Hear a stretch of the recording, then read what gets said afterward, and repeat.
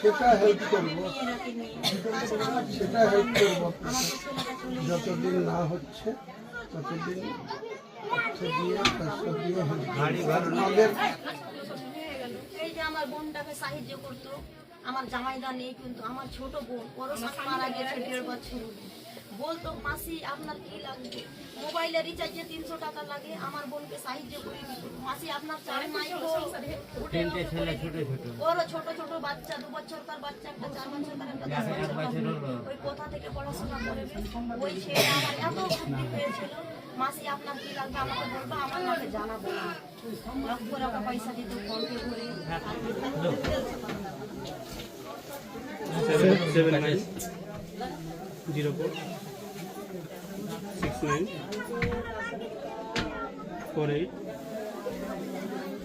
79694809